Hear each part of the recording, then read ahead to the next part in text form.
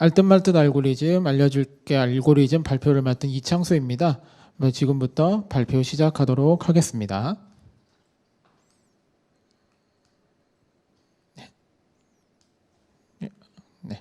네, 우선 프로그램에 대한 간단하게 개요를 말씀을 드리면 이 대상이 알고리즘에 대해 관심 있는 누구나 가능합니다.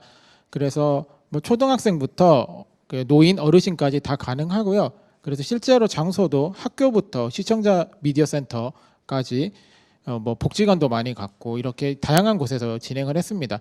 기간은 저희가 여기 적혀 있는 거는 2022년 5월까지 34회를 진행한 걸로 되어 있는데요. 얼마 전에도 계속했고 이게 지금 저희 제출할 때까지 2개가 좀 정리된 내용만 우선 넣어놨습니다. 그래서 수강생 정보 같은 경우에도 약 395명, 2개로 그 정도 되었습니다. 네, 이 수업의 특이사항 같은 경우에는 알고리즘을 주제로 이거 미디어 플랫폼, 특히 유튜브 이용자 중심의 미디어 리터러시 교육이라고 할 수 있고요. 미디어 플랫폼이 아무래도 검색 알고리즘이잖아요. 그래서 그런 검색 알고리즘을 중심으로 한 생활 밀착형 교육이라고 볼 수 있습니다. 또 이 수업 같은 경우에는 보통 우리 미디어 수업하면 좀 장비 이런 것들에 대한 고민이 많은데 그냥 개인 스마트폰만 지참하면 진행 가능한 교육이고, 이렇게 앞에 보시면 횟수나 내용 기간이 많죠. 이게 가능했던 이유가 저희가 차시가 딱 1회 2시간으로 간략하게 만든 프로그램이라서 그렇습니다. 그리고 이 수업 같은 경우에 울산 시청자 미디어센터 강사 연구 모임 지원을 통해서 개발을 해서 여기 옆에서 보셨듯이 뉴스레터 같은 데도 많이 실렸고 좀 시청자 미디어 센터에서 많이 지원을 해주셨습니다. 그럼 조금 더 자세히 들어가 보도록 하겠습니다. 네, 그래서 앞에서 말씀드렸던 내용에 좀 한 번 더 말씀을 드리는 건데요.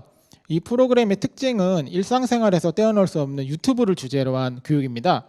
그래서 유튜브 중에도 알고리즘 이야기를 많이 하잖아요. 그런 알고리즘에 대해서 좀 접근해 미디어 리터러시, 미디어 문해력이라고도 많이 하죠. 이런 교육입니다. 네, 한 번 더 강조드리면 스마트폰만 있으면 가능한 수업이기 때문에 이게 보통 장비에 대한 부담이 없어서 좋고요. 이 프로그램을 하고 나서 필요했던 내용 어떤 거 넣어줄 수 있냐면, 교육부에는 아무래도 미디어 리터러시니까 비판적 시각을 통해서 건강한 미디어 플랫폼 사용자로 거듭날 수 있습니다. 자, 그러면 이제 좀 더 자세히 넘어가도록 하겠습니다. 네, 이 프로그램을 개발하게 된 개발 배경이 어떻게 되냐면, 아무래도 저희가 코로나나 이런 비대면 시대가 되면서 미디어 기술에 대해서 좀 더 접근이 많아졌고요. 그 전에도 허위 정보라든지 이런 가짜 뉴스 때문에 미디어 리터러시에 대한 좀 집중이 많았었죠. 그러다 보니까 좀 미디어 리터러시에 대해서 저도 좀 관심이 많았는데요. 그러다 보니까 특히나 제가 미디어 리터러시의 정의나 이런 걸 좀 고민하다 보니까 저기 PPT에 나와 있듯이 좀 미디어 리터러시 국내외 동향 정책 방향이라고 해서 한국콘텐츠진흥원에서 나왔던 책에서 보면 미디어 리터러시를 소통 능력, 창의 표현 능력, 접근 능력, 비판적 이해 능력이라는 4가지 카테고리로 좀 접근을 하더라고요. 그래서 이 수업 같은 경우에도 이 미디어 리터러시의 다양한 정의 중에 이 부분을 좀 중점으로 해서 저희가 접근을 해봤고요. 또 제가 알고리즘 교육이라고 하면은 아무래도 IT 교육에 가깝다고 볼 수가 있는데, 알고리즘 IT 교육도 제가 좀 관심이 많습니다. 아무래도 VR, AR, 빅데이터 이런 이야기가 많다 보니까 저도 그런 데 관심이 많아서 좀 미디어 강사지만 그런 교육에 대해서 좀 많이 관심을 갖고 보고 있는데, 그 교육들을 보다 보면 이런 의문이 들더라고요.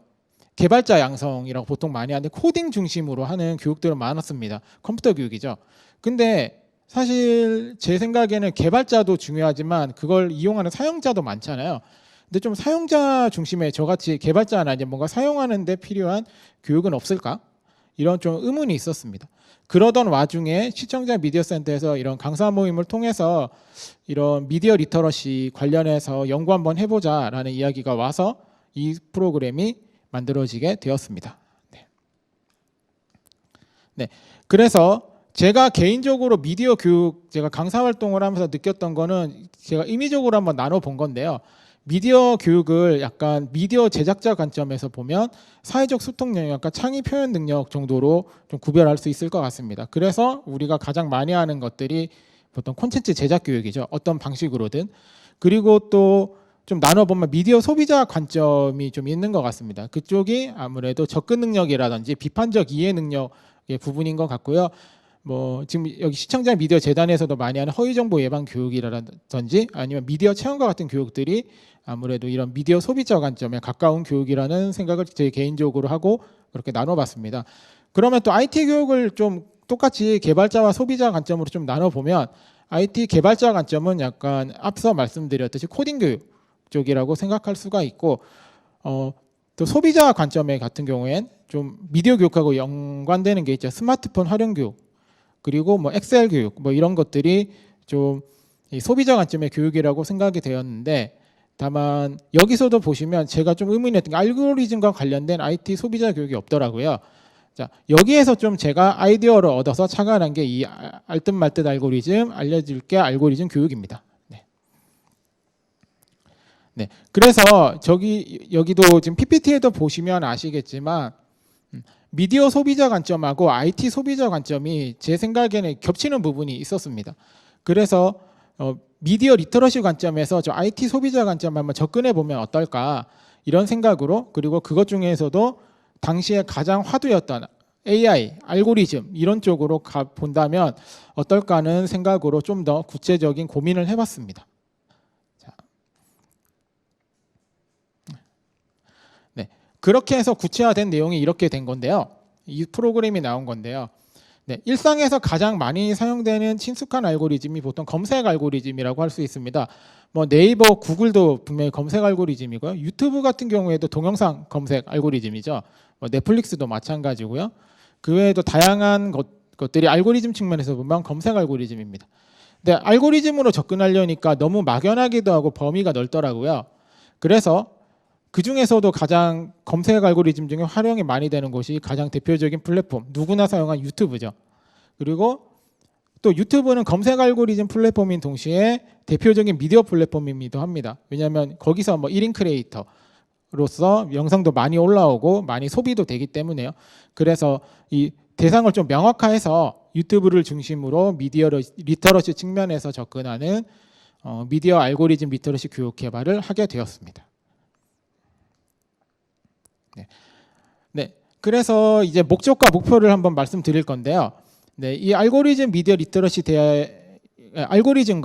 리터러시에 대한 흥미와 관심을 유발하고요. 미디어 플랫폼, 특히 유튜브가 제공하는 정보에 대해서 미디어 리터러시의 필요성을 좀 제고했으면 좋을 것 같았습니다. 그리고 또 아무래도 알고리즘이라고 하면은 좀 아시는 분은 아시겠지만 필터 버블 같이 좀 다양한 정적, 부적 효과들이 있는데 그런 것들에 대한 경각심을 마련했으면 좋겠다는 게 목적이었고요. 네, 이런 목적들을 목적을 달성하기 위해서 잡은 목표가 저렇게 4가지가 됩니다. 네, 알고리즘의 개념과 적용을 이해하고 알고리즘의 위험성과 맹점에 대해서 비판적인 시각의 필요성을 알고 그걸 통해서 미디어 플랫폼, 특히 이 수업에서는 유튜브 속 알고리즘의 작동 원리를 이해함을 통해서 미디어 리터러시의 필요성까지 아는 것을 목표로 했습니다. 네. 네. 네. 그리고 또 한마디로 이 수업을 좀 정의하자면 저희가 제공하고자 하는 메시지는 알고리즘은 편리하지만 공정하지는 않다였습니다. 그래서 지금 이 프로그램이 2시간 동안 5가지가 진행이 되는데 여기에서 계속해서 저희가 하고자 하는 얘기는 알고리즘은 정말 편리하고 좀 유용한 거지만 공정하지는 않기 때문에 좀 비판적인 시각이 필요하다는 말을 계속 메시지를 넘겼습니다. 뭐 자세한 내용은 이 뒤로 바로 넘어가서 천천히 설명드리도록 하고 이 내용은 그냥 한번 보시면 좋을 것 같습니다. 네. 네. 첫 번째 내용은 이 그림 그리기인데요. 프로그래머와 컴퓨터로 사람을 나눠서 그 프로그래머의 명령대로 컴퓨터는 그림을 그리는 내용입니다. 이 내용 같은 경우에는 뭐 레크레이션 같은 걸 해보시면 아시겠지만 아이스 브레이킹으로도 많이 쓰는 방식이기도 한데요. 저희가 여기에서 좀 중요하게 했던 거는 키워드가 알고리즘은 명령한 대로 움직이는 거고요. 그리고 이렇게 명령하는 것들이 알고리즘이라는 걸 좀 정의하고 설명하고 싶었습니다. 그러면서 알고리즘과 유관된 그 단어들인 빅데이터, 코딩, 인공지능에 대해서도 사실 우리가 많이 사용하긴 하지만 명확하게 그것들을 구별해서 잘 알지는 못하거든요. 그래서 그런 것들에 대해서도 좀 구체적으로 정리해 주면서 이게 알고리즘이고 이게 코딩이고 이게 인공지능이다. 그래서 이거 알고리즘이 무엇이다. 그리고 왜 알고리즘이 명령한 대로만 움직이는 건지에 대해서 좀 설명을 하게 되었습니다. 네. 그래서 이 단원에서 필요했던 건 알고리즘은 명령한 대로만 움직인다라는 포인트였습니다. 네. 네. 그 다음에 두 번째로 했던 거는 이제 알고리즘이 명령한 대로만 움직이기 때문에 두 번째는 그 알고리즘에도 사람의 가치 판단이 들어간다는 내용을 좀 전달하고 싶었습니다. 우리가 알고리즘이라고 하면은 특히 좀 IT에 이런 말해도 될지 모르겠지만 좀 어두우신 분들 같은 경우에는 IT 그 알고리즘들이 정확하다고 믿으시거든요. 그 검색을 내가 해봤기 때문에 거기 나온 게 무조건 맞아라고 하시는 경우가 있는데 그거에 대해서도 그 알고리즘 자체도 가치 판단이 들어가기 때문에 정확할 수는 없다. 뭔가 왜 기준이 있기 때문이죠. 네. 그러니까 정확하려고 노력할 수는 있지만 정확할 수는 없다라는 걸 이 활동을 통해서 좀 전달을 하고 싶었습니다. 자, 그래서 팀장을 왜 뽑냐면 그냥 팀장 뽑는 과정이 필요했거든요. 그래서 첫 번째는 자율적으로 팀장을 정합니다. 그래서 그 수강생들을 대상으로 자율적으로 팀장을 정하게 합니다. 뭐 자유롭게 알고리즘 팀장을 정하면 뭐 다양한 조건이 있겠죠. 리더십이 있거나 IT에 대해서 전문가거나 뭐 이런 것들이 있어서 정하고요. 그런 다음에 제 강사가 제시하는 조건으로 팀장을 정하라고 했습니다. 다시 한번 정하는 거죠. 근데 그 조건이 지금 PPT에 보시듯이 알고리즘 팀장과 정확한 맞다고 생각하시나요? 이 조건들이? 저는 개인적으로 아니라고 생각하거든요. 특히나 4번 같은 경우에는 요즘에 소녀시대가 누군지도 모르는 청소년들도 많기 때문에 오히려 그래서 이걸 조건으로 여러분이 뽑았을 때 여러분이 이 조건으로 만약 알고리즘 팀장이 뽑혔다면 여러분은 동의할 수 있느냐 이런 거를 좀 이야기를 하면서 근데 결국은 알고리즘 팀장을 뽑기 위해서도 기준이 필요하고 그 기준에 대한 고민이 필요하다. 그래야 알고리즘도 우리가 이게 맞는 알고리즘인지 다른 잘못된 알고리즘인지 알 수 있다. 그래서 항상 무조건 비판적으로 볼 필요는 없지만 뭔가 내가 이상하다. 좀 느낌이 이상하다 싶으면 이걸 좀 비판적인 관점에서 다시 한번 돌이켜 볼 필요가 있다라는 이야기를 하고 싶었습니다. 네. 네. 그 다음에 했던 게 아직까지 알고리즘에 대해서 이제 정리가 되었기 때문에 유튜브에 대해서 좀 이야기를 해봤거든요. 네, 유튜브 같은 경우에 아마 가장 많이 하는 게 추천 동영상일 겁니다. 그 다음에 추천 광고고요. 근데 왜 어떻게 나온지에 대해서는 잘 모르더라고요. 대부분의 친구들이. 그래서 유튜브에 보면 내 데이터라는 목록으로 가보시면 저기 보시면 광고 개인 최적화라고 있습니다. 저기 가보면 뭐 여러 가지 사례들이 나오거든요. 여기가 저 내용은 제 건데 저에 대해서 유튜브 알고리즘이 생각하는 내용입니다. 여기에는 맞는 것도 있고 틀린 것도 있습니다. 네. 이런 걸 보여주면서 여러분이 믿었던 알고리즘이 이렇게 다를 수 있다라는 얘기를 많이 하거든요. 제가 가끔은 여성이 되기도 하고요. 여기 알고리즘에서 보면 제가 예전에 MBTI 한참 유행할 때 MBTI 공부를 하니까 그러다 보니까 상담 공부를 많이 했거든요. 그러니까 정신병 관련된 내용이 여기 뜨기도 했습니다. 이런 사례들을 친구들한테 설명해 주면서 하면 자기들도 다른 얘기가 나온다 합니다. 중고등학교를 갔는데 40대가 나와요. 네. 보면은 그 친구가 약간 밀리터리에 관심이 있었거든요. 그러다 보니까 나온 것 같다라는 얘기도 하고요. 이런 식으로 제가 말씀드리는 게 여기도 키워드에도 나와 있지만 알고리즘이 정확하진 않다는 겁니다. 네. 그러다 보면 친구들도 이제 좀 집중을 하기 시작합니다. 왜냐하면 자기들이 잘 알고 있다고 생각했던 내용을 내가 모르는 내용이 있었네 라고 하면서 좀 집중하고 좀 재밌어 하기 시작하더라고요. 네, 그래서 이렇게 알고리즘이 정확하지 않다라는 이야기를 이 수업을 통해서 하고요. 그 다음이 요겁니다. 많이 아시는 내용이지만 또 반대로 그러기 때문에 좀 넘기는 내용이거든요. 뭐냐면 이 추천 알고리즘이라고 하죠. 내가 검색을 하면 그것과 관련된 내용만 뜨는 거 이거를 오히려 역이용을 해서 게임 형태로 만들었습니다. 그래서 강사가 지정하는 키워드를 주고요. 그 키워드가 메인 화면에 가장 많이 뜨는 친구가 누구인지 학생이 누구인지 한번 이걸 시도를 해봤습니다. 그런 식으로 하면은 친구들이 많은 고민을 하는데 뭐 좋아요를 많이 눌러야 된다. 구독을 많이 눌러야 된다. 아니다. 좋아요 구독이 아니라 동영상 시청을 많이 해야 된다. 이런 식으로 하면서 여러 가지 시도를 하게 됩니다. 그러다 보면 자연스럽게 그 자기 메인 페이지의 주제가 제가 제시한 걸로 바뀌거든요. 그러면서 이 바뀐 거를 보면서 아마 여기는 미디어 강사분들이 많으시기 때문에 필터 버블에 대해 아실 텐데요.